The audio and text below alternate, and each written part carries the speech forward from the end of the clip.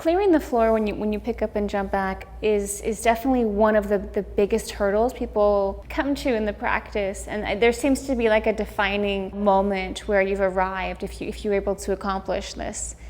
If I were to give any advice on that, I'd break it down in stages. If you can lift up and actually clear the floor and just hold your weight off the floor, you have what it takes to pick up and jump back.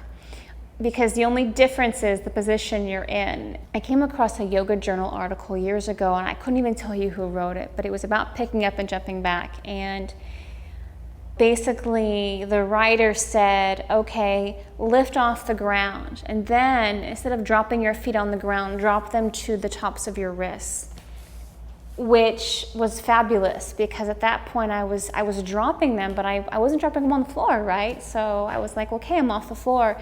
The next step was to drop your head to the floor, because it became an issue of keeping the hips up.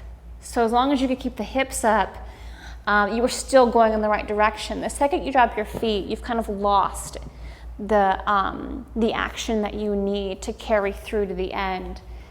So in stages, I would pick up enough to drop my feet to my wrists. Then I would lower my head down, and using my head as a base, my hips would be lifted just enough to bring my feet through.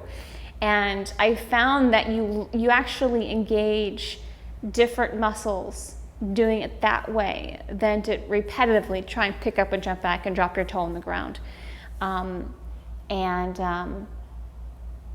The biggest block that I come across, and I love helping people get through that because it's so simple at that point, is learning how to transfer the weight, again, forward. And that's why I loved that article, dropping your head on the ground, because, if your butt was still up and your hips were still up and your feet weren't touching the ground, you were still moving in the right direction, which is what people need to hear to keep going and to keep trying, so that they're going in the right direction. And one day I didn't need to drop. I didn't need to drop my head to the ground. My feet didn't need to come to the ground. Little by little, you build up that action that you need in other areas of the body, and then the next thing you know, it's just happening.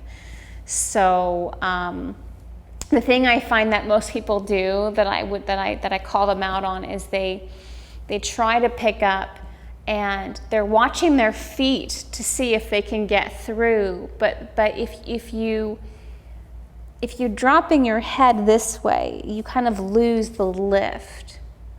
So if you could pick up and keep that lift of the sternum and the forehead, and then drop the head to the ground, the forehead to the ground, you still keep that lift here, which carries the action through the lower body, which is so critical to keeping that strength.